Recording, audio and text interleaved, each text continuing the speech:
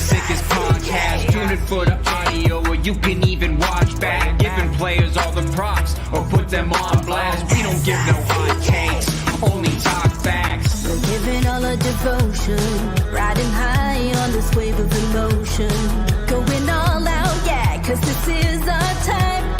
No, ain't no stopping us till we reach the finish line. All in, we came in to win. We're gonna give everything. S-I-C-K on the run. S-I-C-K, sick.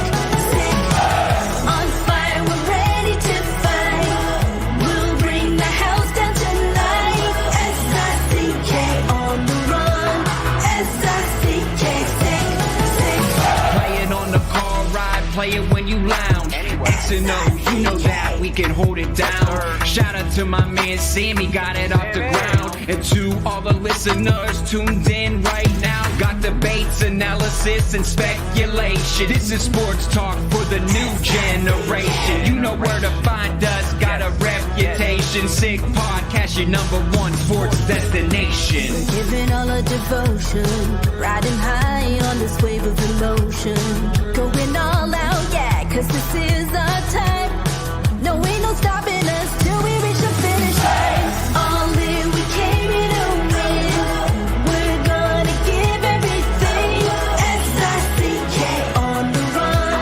S-I-C-K, sick. On fire, we're ready to fight. We'll bring the house down tonight. S-I-C-K on the run. S-I-C-K, sick.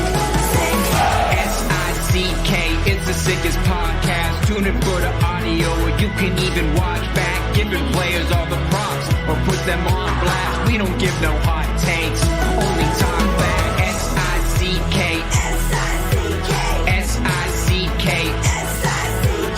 S-I-C-K, S-I-C-K, S-I-C-K, S-I-C-K. All in, we came in to win. We're gonna give everything. S-I-C-K on the run. S-I-C-K, sick. S-I-C-K, it's the sickest podcast. Tune in for the audio, or you can even watch back. Giving players all the props, or put them on blast. We don't give no hot takes, only talk facts. We're giving all our devotion, riding high on this wave of emotion. Going all out, yeah, cause this is our time. No, ain't no stopping us till we reach the finish line. All in, we came in to win. We're gonna give everything. S-I-C-K on the run. S-I-C-K, sick. On fire, we're ready to fight. We'll bring the house down tonight. S-I-C-K on the run. S-I-C-K, sick. Play it on the car ride, play it when you lounge.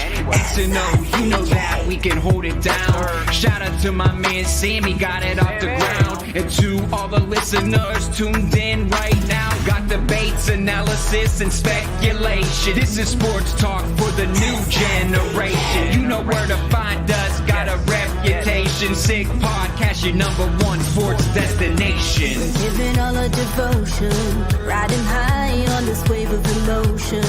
Going all out, yeah, cause this is our time. No, ain't no stopping us till we reach the finish line. All in, we came in to win. We're gonna give everything. S-I-C-K on the run. S-I-C-K, sick. On fire, we're ready to fight. We'll bring the house down tonight. S-I-C-K on the run. S-I-C-K, sick. S-I-C-K, it's the sickest podcast. Tune in for the audio, or you can even watch back. Giving players all the props, or put them on blast. We don't give no hot takes, only talk back. S-I-C-K, S-I-C-K, S-I-C-K, S-I-C-K, S-I-C-K. S-I-C-K. Turn up your volume. Because you're about to listen to The Sick Podcast. With Tony Marinaro. 55 seconds left in the penalty, a minute and 27 seconds left in regulation time. Boston 4, Montreal 3. Lafleur coming out rather gingerly on the right side. He gives it into Lemaire, back to Lafleur. Oh! The sickest Montreal Canadiens podcast. You're in the spot! Sports entertainment like no other. Rejoint, on lui fait perdre la rondelle, une passe devant. Et c'est le dégagement et ce sera la victoire des Canadiens. Stanley pour les Canadiens, le 23e de l'histoire. You found the dogs! John, you found the dogs! He found the dogs! And all together, they worked the young team to the top. And now, a 24th Stanley Cup banner will hang from the rafters of the famous Forum in Montreal. The Canadiens win the Stanley Cup. Brought to you by Energy Transportation Group. Driven to be different. La Vida Tibi. Embrace your true nature. And Playground, your premier gaming destination. It's gonna be sick.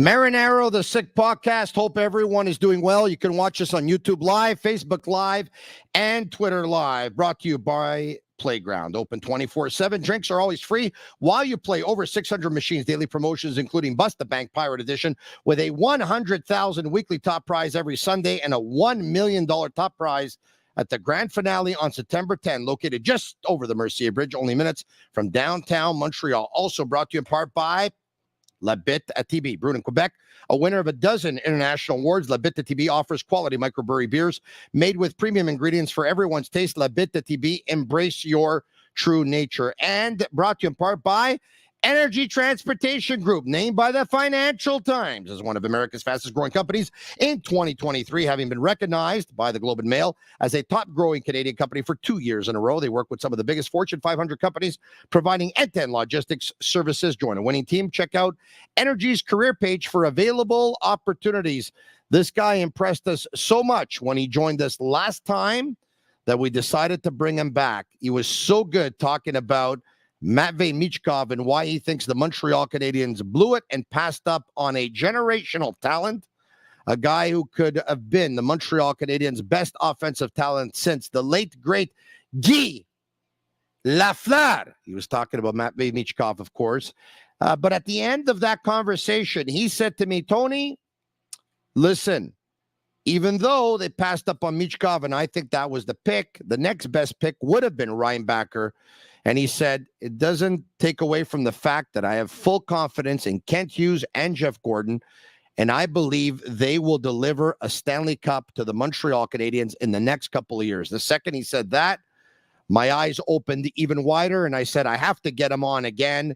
Former agent with the Sports Corporation, who is the firm that represented, of course, Carey Price and Brendan Gallagher, among many others, with Tip Top Management, which is now a concierge service for hockey players and athletes all over the world. David Ettigy. David, how are you? I'm doing great, Tony. How are you? Very, very, very good. So you said, and by the, it's funny you said this because, you know, it's not the Canadiens haven't won the Stanley Cup in 30 years. So it's not an easy thing for a member of the media to come out and say, you know what, I think they're going to win a cup. I don't know if I ever said that during the Marc Bergevin era. As a matter of fact, I don't think I did. And if I didn't, one of the reasons why I didn't is because I wanted the Montreal Canadiens to adopt a rebuild plan while Bergevin was there. And they never went with a rebuild. They went with a retool or a reset or whatever you want to call it, but never with a rebuild. When Jeff Gordon came in, it was clear that he came in once he started talking, that even though he wasn't saying the word rebuild, it was clear he wanted to rebuild. When he brought in Kent Hughes, once you heard him talking, it was clear he wanted to rebuild, but they were shy to use the term rebuild. And at one point, Jeff Molson, the owner of the Montreal Canadiens, used it, as a matter of fact, in conversation with our buddy Stu Cowan from the Montreal Gazette and Hockey Inside Out. And I think it's pretty much now, it's been admitted by everyone that the Canadiens have undergone a rebuild. They don't even think they're going to make the playoffs this year, if you listen to Kent Hughes. But he said, you know what, the game is played on the ice. Anything can happen. But you see the moves that they're doing. He admitted to doing a rebuild, try to accelerate it a little bit, So sometimes going after prospects instead of getting draft picks in return, always stockpiling assets, trying to take money off the cap by getting rid of some contracts, and once again, accumulating as many assets as possible.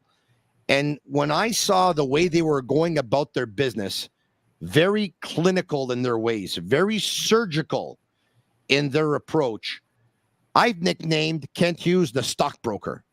If you see the way he makes trades, for me, he's buying low, he's selling high, he's getting more assets, then he's dumping somewhere else, going to get more assets. Take a look at the Petrie trade, for example, right? He trades Petrie, he ends up getting a big asset, gets that asset, then all of a sudden goes out, acquires Petrie again, trades Petrie for a couple of assets, and he's always trying to stockpile those assets. So, you know what? I've said on a couple of occasions, and I'm going to say again tonight, I believe this management group, the double-headed monster of Gorton and Hughes, will deliver a Stanley Cup in Montreal. How long it will take, I don't know. But I believe they will. And it sounds like you do too. But let's see if you're a little bit different than I am, because I don't know when they will. When do you think they will? Let me tell you one thing. First of all, Tony, I completely agree with you.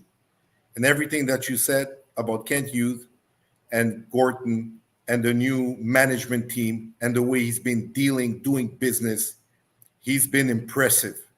And okay, I believe... Cut this clip, by the way. Cut this clip where Dave says that he agrees with me. And let's put it all over every social media channel. Dave coming on saying, Tony, I completely agree with you. This is going to go viral. All right. Thank you. Thank you, Dave, for joining us. Have a great night. Take care. Cha-cha. Continue, my friend. Continue. I really do. And I'll tell you one thing. It's funny you're asking me this because I remember in 2020 and December of 2020, I went on the l'antichambre. I was on l'antichambre. And 91.9 back in the days. And I stunned everybody in the media in Quebec, everybody around the NHL, when I said the Montreal Canadiens will reach the Stanley Cup final this year. And the Canadiens were borderline not making the playoffs.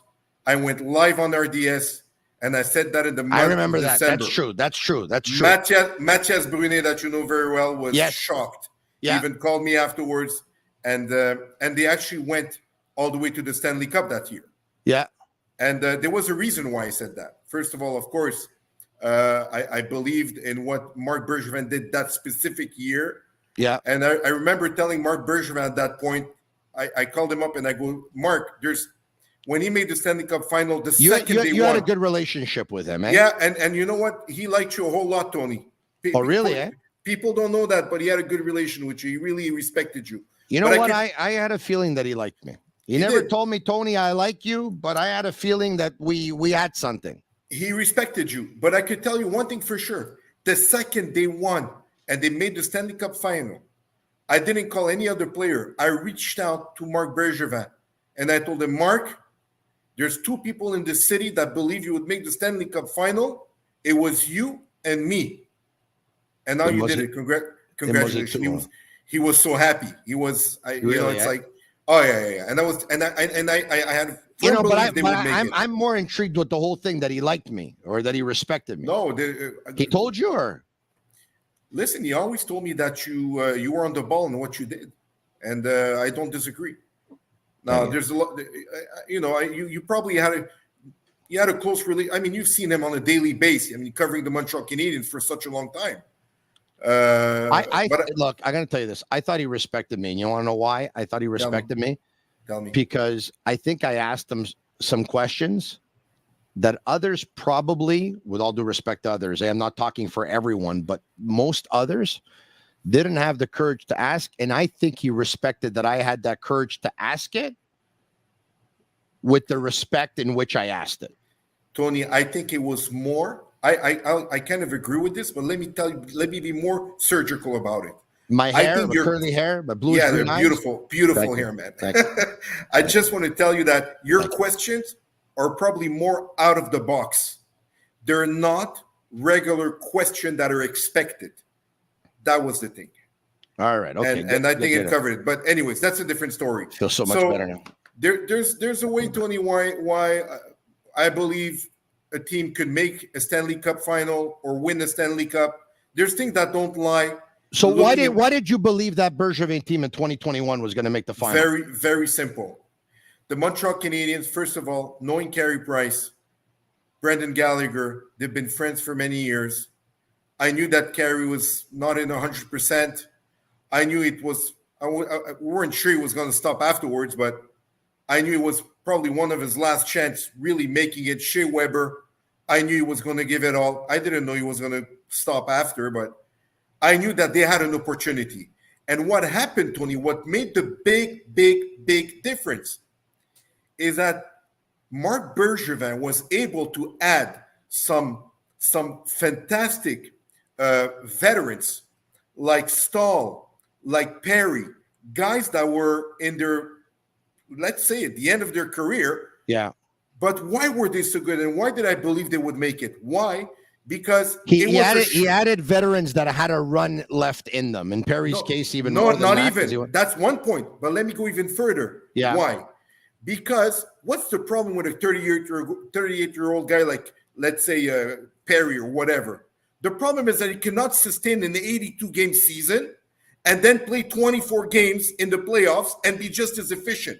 If I would take today a player at 38 years old, a Sidney Crosby in 3 years, and give him a 40-season game, he would be just as good as before. The problem is that they don't have the stamina to last 120 games. And when Mark got these guys like Stahl and Perry in a shortened season, I knew that they will be able to play at the level. They had gas in the tank left. That they had gas in the tank with the talent. Because talent, Tony, you don't lose. It's the body that lets you go. No, you lose that second. You lose that fraction of a second. You lose some of those rhythms. But okay, you're not on the first line, but you're on the second, third line. But you know how to make the difference, and you can make a difference. And that's what these veterans did. Plus the energy and Shea Weber and Carey and all these guys, I knew they had a shot. And there was something I liked about that team. Okay, and there's a few elements I liked about that team, but you're right in going out and acquiring those guys. John Merrill, by the way, was a good acquisition too that year, one that nobody talks about. But what I liked about that team is that even though it's a new NHL and they move the puck fast and it's a really fast game and you got to move your feet and all that stuff, you know as well as I do, in the playoffs, games are refereed differently. And the four that they had on defense with Petrie and Weber and Sherratt and Edmondson, but notably Sherratt, Edmondson, and Weber, they used the lumber quite a bit. And if that was the regular season, they were getting at least 3 to 4 penalties per game. And some of those games in the playoffs, they weren't getting any penalties. And I knew that going to the front of the net was going to be a place that if you were the opposition, you weren't going to want to go. That was going to be painful. And so, look, it's a funny story because I had put some money that year on the Canadiens to win the Cup. Not because I thought the Canadiens were going to win the Cup, obviously, but because for the odds that they were giving, I didn't think it was going to be impossible to make a run. But stupid me, instead of hedging my bet in the final, even though deep down inside, I thought Tampa Bay was going to win. But because we're in Montreal and we're all caught in the hype, and I said to myself, you know what? Let it ride. I'm not going to hedge the bet. Either I go big or go home. Well, yeah, guess what? I ended up going home. Yeah. I called them to lose. I said they would go to the Stanley Cup final. I never said they would win it because I expected probably the Avalanche to be there or maybe the Lightning, but mainly I was afraid of the Avalanche. And I felt at that point they couldn't sustain that talent. Okay, but I'm going to ask you the question I asked you before. Gordon and Hughes, you believe they're going to win a cup in their mandate. When do you think? 27-28, latest. Latest? 27-28. In 5 years, 4 to 5 years, 27-28 for me is the right timing. And I'll explain why for many different reasons. 27-28. You sent over, I've been told by Shane Gaumont and Master Control, that you sent over a roster that I haven't seen yet, okay? And it's he just sent me a note that you have a roster to start the 2027 season, okay? I believe Let's bring up the forwards. I'll put on my glasses here. 2027 projected cup roster, which could be 2027, by the way, or it could be 27-28, okay? Like you said, it's one or the other. You have Doc centering Cole Caulfield and William Nylander. That's correct. You have Suzuki centering Slavkovsky and Newhook. You have Owen Beck centering Sean Farrell and Joshua Roy. And you have Misak with Tuck on his left and Heineman and or Ylonen, because a 23-man roster, of course, is 13 forwards, 8 defensemen, and 2 goalies. These are your forwards. Let's leave this up for a while here. I'll start with this. The fact that you have Doc playing with Caulfield, is that your first line, or is Suzuki playing with Slavkovsky your first line? That is my first line. Doc, Caulfield, yes. Nylander? Yes. So you believe, this is very interesting. So you believe that in several years from now, Kirby Doc will be the Canadiens' number 1 centerman, yes, ahead of Nick Suzuki? Yes, I do. Tell me why. He's the whole package. It's your first unit. You need a big guy in the center. You win Stanley Cup with big guys in the center. You need that. I mean, any team, we had players like Getzlaff, all these big guys. The Montreal Canadiens won the Stanley Cups in 86 because they had a guy like Bobby Smith. You need a big center in order to win the Stanley Cup. Maybe Doc, I'm not saying that Doc will put more points in a season than Suzuki, but as a big package, a big guy that could put between 60 to 70 points to 75 points, play those tough minutes, be a presence, be good, complement 2 very skilled wingers. I think Doc is only 21. He has another 2 years probably in front of him. I would say about another 2 years, we'll see the real deal. We'll see what's his ceiling at that point. And I think Doc is going to be the number 1 center at that point for the first line of the Montreal Canadiens of that Stanley Cup roster. Listen, this is not a crazy opinion, even though a lot of people watching right now don't agree with it, because obviously Kirby Doc has never put up more than 38 points at the National Hockey League level, and Nick Suzuki has put up more points than that. And as a matter of fact, if you take a look at Suzuki before playing, Nick Suzuki's career high in the National Hockey League level is 66 points. Suzuki's career high of playing in the Ontario Hockey League is 100 points. Doc's career high playing in the WHL is 73 points. So Suzuki has always put up more points than Doc. Having said that, Kirby Doc is a former 3rd pick overall. Suzuki is a former 13th pick overall. Once again, there's plenty of players who were drafted around 13th who ended up being better than the guy who was drafted at 3rd. But for the most part, if a team is going to pick you at 3rd, it's because they believe that you're going to pan out to be better than the guy who was picked at 13. Now, we also have to put into context, it was 2 different drafts, of course. Suzuki was the 2017 draft, and Kirby Doc was the 2019 draft. But yeah, Kirby Doc is 22 years of age. Nick Suzuki is 24 years of age. Doc is younger. Not everyone knows that. So you believe that Doc, with his 6'4" frame, compared to Suzuki's 5'11" frame, even though he's always put up lesser offensive numbers, because he's a whole package, you believe he'll eventually be the Montreal Canadiens' number 1 centerman. Tony, the second you reach 50% at face-off, he's the number 1 center of that team. It's probably going to take another year and a half, and he's going to raise to about 60 points, 70 points. I'm not saying he's going to put 90 points. That's not going to happen. But 70 points is good enough for a big guy like that. It reminds me a lot of Getzlaff. Getzlaff was not putting 130 points. Big guy, big presence, and he's going to have 2 fantastic Caulfield on one side, which I believe will probably run for the Rocket Richard at some point, okay? And Nylander, or we could discuss this right after, but somebody real talented that's going to put 90 points on the Wings.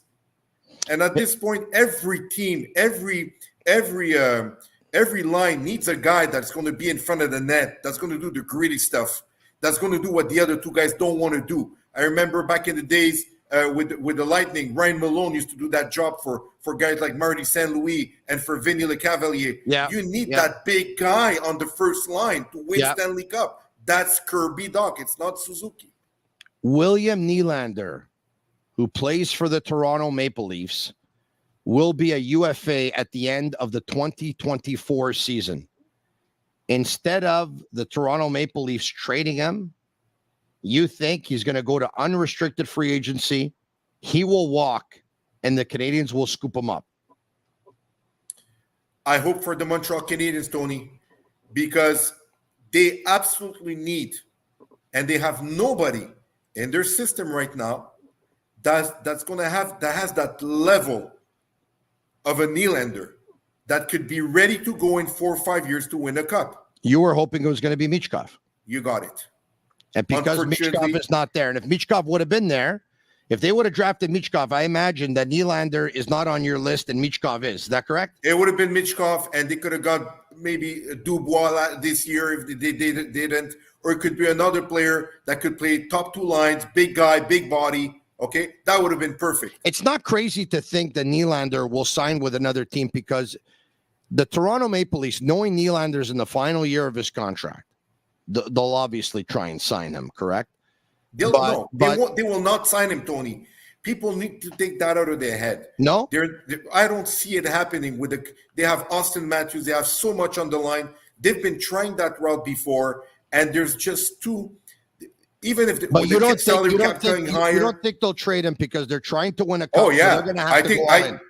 I'll tell you what's going to happen, Tony. Tell me what I think is going to happen. I can't wait to hear this. God forbid, I'm not God, but I could tell you one thing. Where's going to be the issue? The Toronto Maple Leafs will never trade Nylander to the Montreal Canadiens, even if they get a better offer. It's not going to happen. Of course not. So if Toronto is able to make a trade, Nylander will never come to Montreal. But there's the problem. In order to get fair value or good value for a Nylander, it needs to be a sign and trade. Of course. And my people, the people that I speak to around the league, that are involved with Nylander and that understand what's going on, not his agent or anything, but people that understand a little bit what's going on, are telling me he has very high expectation for his next contract. And this is where the problem is. He plays on a team where Matthews and Marner get over $10 million and Tavares gets 11. There you go. So you're called the Anaheim Ducks, okay, or whatever team that is, like the Montreal Canadiens, looking for a top talent, a top line player like him, and he's telling you, I want $80 million for the next 8 years, or I want $88 million in the next 8 years. I'm not spending that money on a winger. No way. There you go. But the Montreal Canadiens, go backward a little bit. What did our friend Ken Hughes said? I'm getting ready to overpay if I need to. Whether he didn't mention of salary, but he mentioned in assets in order to get the player that he wants. At this point, sign and trade will be hard for the Leafs. Why? Because Nylander wants a lot of money, and he's not going to sign $20 million less than what he wants to please the Toronto Maple Leafs in order for him to be traded and for them to get assets back. That's why I think there's a chance, a 50-50 chance, that he will fall UFA. And if he falls UFA, usually there's another issue, is that some players that play for Boston or that play for Montreal, or they don't want to, or like Matt Sundin did, they don't want to come in Montreal and told Bob Gainey it was not possible. Okay? Nylander is not that type of player. He's the type of player that is going to be, listen, I love Toronto, this and that. I probably wouldn't mind playing for the Montreal Canadiens. You know, he's going to follow the money. He's going to follow the money. He's going to follow the money. It's not Milan Lucic that didn't come to Montreal and at the end went to Edmonton. It's not going to be all these guys that could have played for a rival team. So he's not at that level. So I expect the money is there, and he's going to look at the Montreal Canadiens and say, hey, that team is going to have a shot at the cup in the next few years. I want to be part of that. I never won the cup in Toronto, unless they win this year, obviously. Yes. Wow. Okay. Suzuki, Slavkovsky, Newhook. Owen Beck is the guy that you've identified as, the shutdown player, the 200-foot player a couple of years from now. It makes sense. Owen Beck makes Beck. sense. With Roy, Farrell on the wing and Joshua Roy. So you have, a shutdown guy who's playing in between two guys that have great hands. yeah, that line could be a second line on any team in the NHL at that point. And Roy is going to surprise a whole bunch of people. Let me tell you. I don't know and about Beck, that. And Beck too. I Roy don't is know a good about player. that. Tu vas pas fort, là, Dave. No. What I'm trying to say, he's not going to be superstar in the NHL, but Roy is going to be a really good winger. So he's got talent. He needs to improve the foot speed.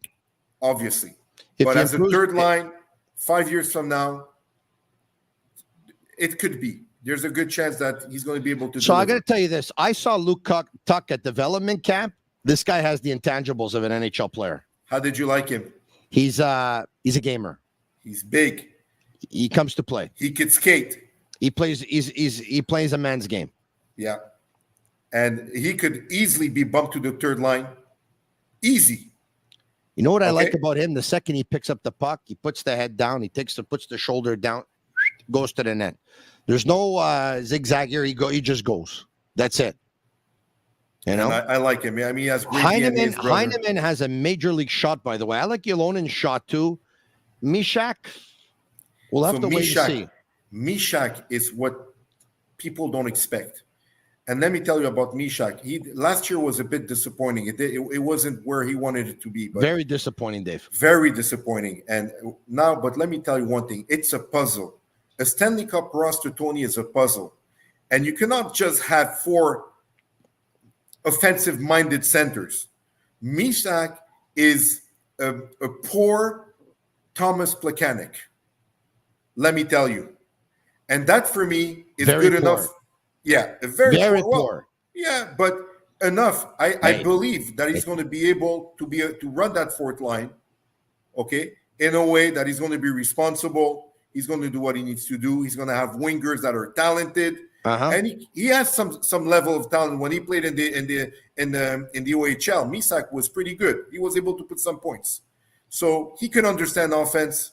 I think for fourth line, now we're talking about a guy like the fourth lines that we have now. You know, who do we have now on the fourth line? We Jake have Evans. Jake Evans. So you tell me Misak in 4 years. Don't think about Misak today. Yoel Armia, Michael Pezzetta, possibly won't be here. RHP.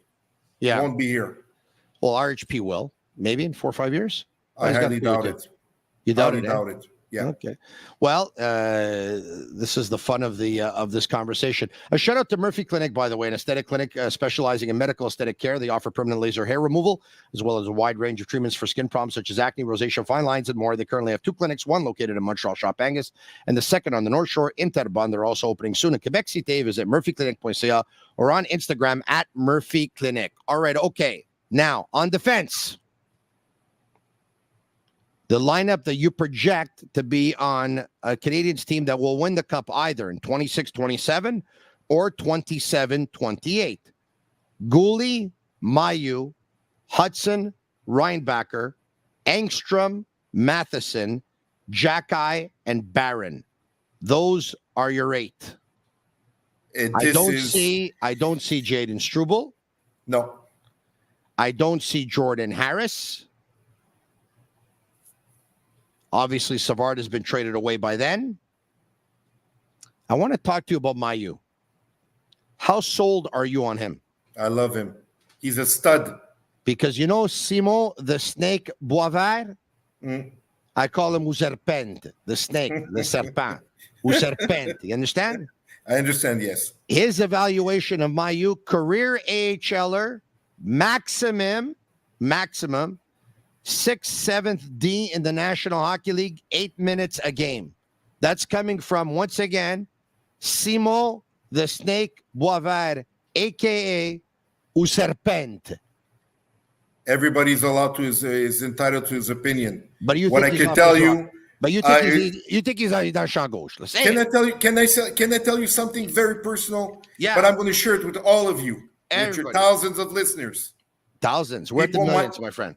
Millions. We pay thousands to the collaborators, but we're at millions. Go ahead. I'll tell you something. Yeah. whenever they made that pick, probably 30 seconds after, I texted Marc Bergevin. Et moi, c'est tout, moi. Listen to this. Oh, yeah? I told Marc Bergevin, Marc, you took a very, very, very tough decision. It's going to be hell. But you took a heck of a player. And I'm thinking that if I would have been in your shoes, I would have done the same thing. Whoa. And Marc Bergevin told me, David, we're so happy we made that pick. That was not even a minute after they picked him. Let me tell you one thing. Mayu is not supposed to be a 31st overall. And don't get me wrong. Hold on a second. The Canadians had him in the top 10 on their list. I agree. Probably half of the teams did. And they believe that there were other teams that had Mayu in the top 10. So when he was available at 31, as much as they knew there was going to be backlash, but let's be honest here, they didn't anticipate nearly the backlash and the hate that they got. They didn't anticipate that. They knew there was going to be backlash. They didn't think it was going to be as much as there was. They underestimated that. And Jeff Molson even admitted that they underestimated the backlash that was going to come with it. But their main reason... They stuck by the kid. They stuck by the kid. They didn't trade him. They didn't give in. They apologized. They did what they had to do. They kept the kid. And today, everybody sees them as a fantastic kid. They were trying to get the best possible pick at pick 31 when it's hard to get the best possible pick because you're picking the second last pick of the first round. They believe they got a steal of the draft. That's what happened. And they did. I remember Timmins going live on TV Not according to U Serpente. No, but listen, I would tell you one thing. I don't know one scout that I spoke to or anybody around the league that told me that Mayu is not at least a top 4 in the NHL. I haven't. Basically, it goes from being a start defense in the NHL to be a fourth defense, a number 4 defense. I never heard of an AHL or number 6 7 or or 8. 7 playing 8 minutes a game. The only guy you ever heard that from is, once again, U Serpente. Okay, time will tell. I'm thinking of getting a shirt that says U Serpente. Do you think everyone will get it? I mean, you could sell it at a flea market. You're going to make a fortune. You're probably right about that. Okay. Goalie, Hudson, Reinback. So, you know what? There are some who say, hey, why doesn't Lane Hudson change his game and play as a forward in the National Hockey League level? Because the naysayers don't think you'll be able to sustain the physical. Don't think you'll be able to push away players. Don't think you'll be able to sustain a bigger body in front of the net. Okay. You see no problem. Not only do I see no problem, when I'm putting you Goulet, Mayu, Hudson, Reinbacker, it's going to be number 1, number 2, number 1, number 2, A and B. Listen to me. The Montreal Canadiens, look at this defense I'm showing you right now. Yeah. 7 out of those 8 are top 4 defense in any team in the league in 2027. And probably half of them are top 2. Jackie's not going to be a top 4 defenseman in the league. That's what I'm telling you. But Engstrom has the potential. Madison could be. Barron has definitely the potential. He's only 21. Reinbacker will. Hudson is going to be all over the place. Goulet and Mayu, it's a sure thing.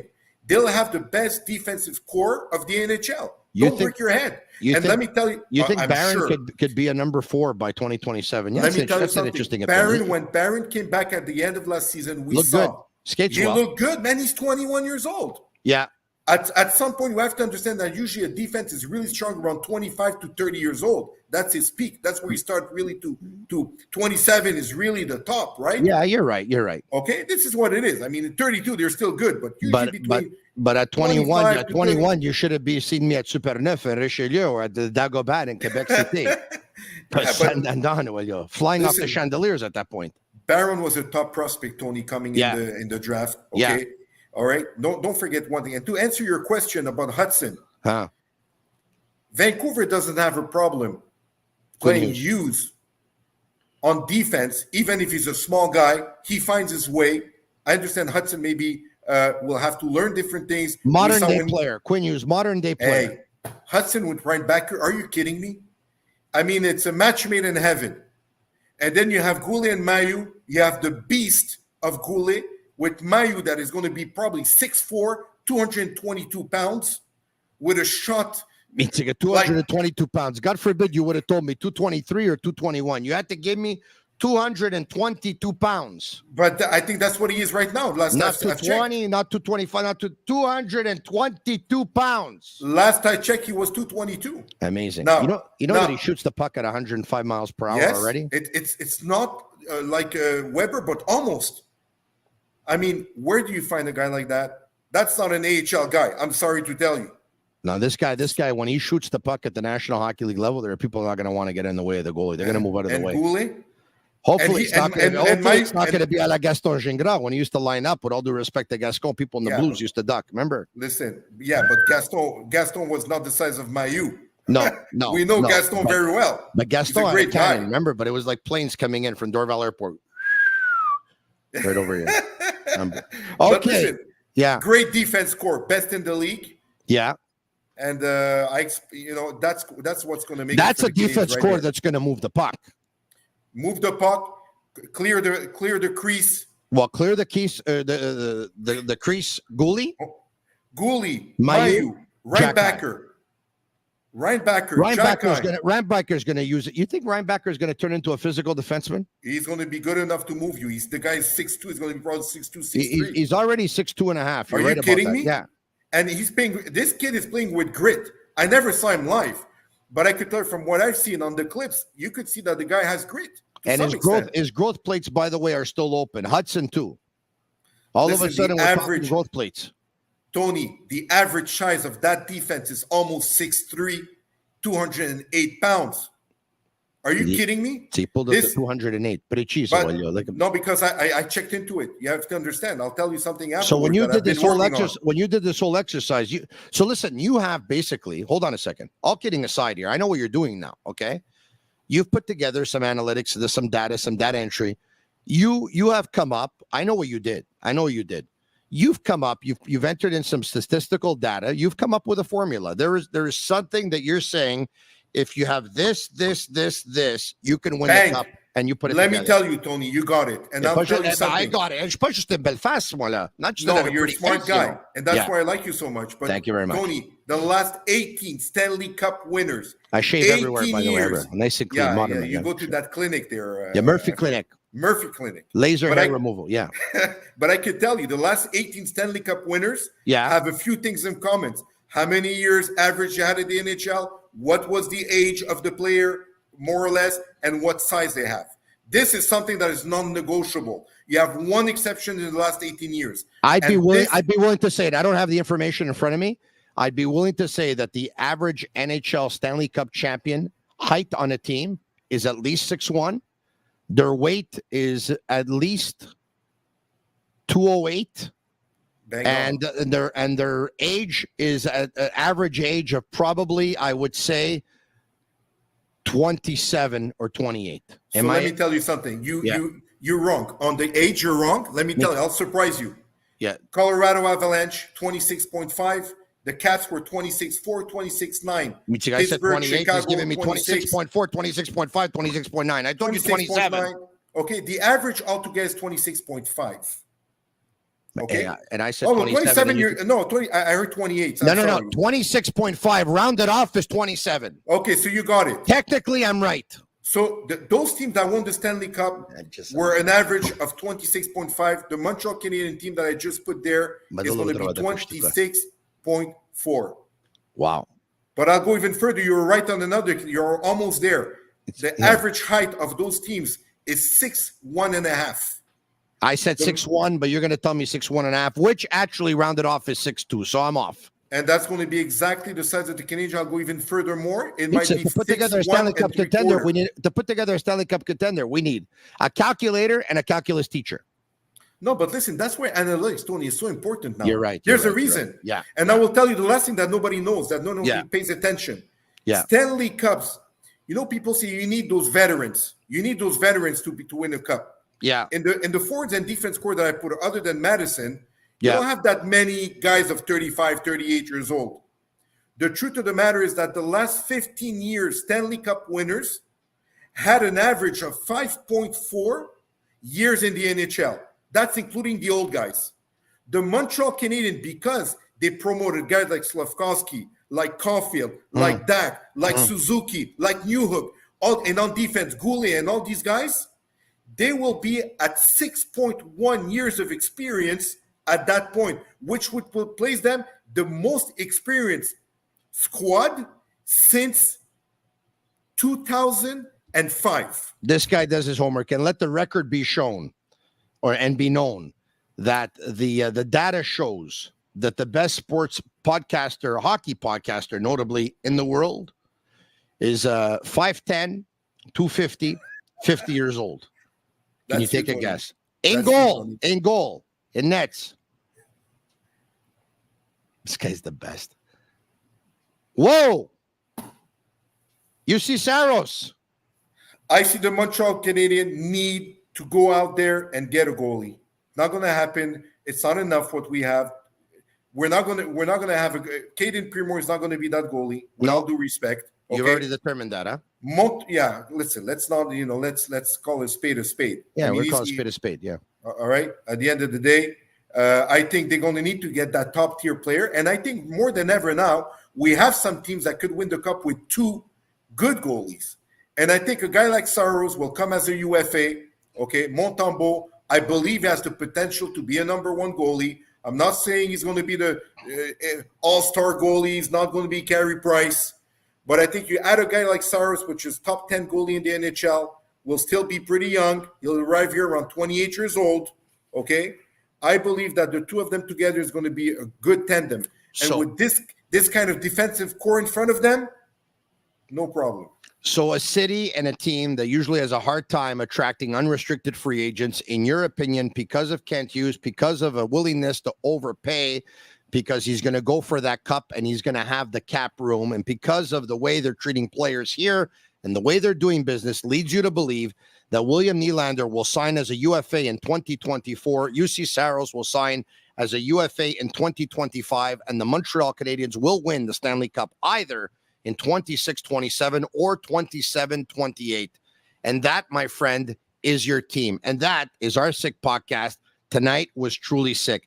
David Ettegi, former player agent with the Sports Corporation, who represented Carey Price and represent Brendan Gallagher, now of Tip Top Management, a concierge service to hockey players and athletes all around the world. My friend, another great podcast. Thank you very much. I loved where you went with this tonight. We can agree, we can disagree, but you know what? I love your convictions. To put it out there the way you did, awe parla, mon chum. There you go. It was a pleasure, Tony. It was my pleasure. Thank you very much. If you enjoyed the podcast, if you're watching, like it, share it with your friends, comment sick, S-I-C-K, S-I-C-K, S-I-C-K.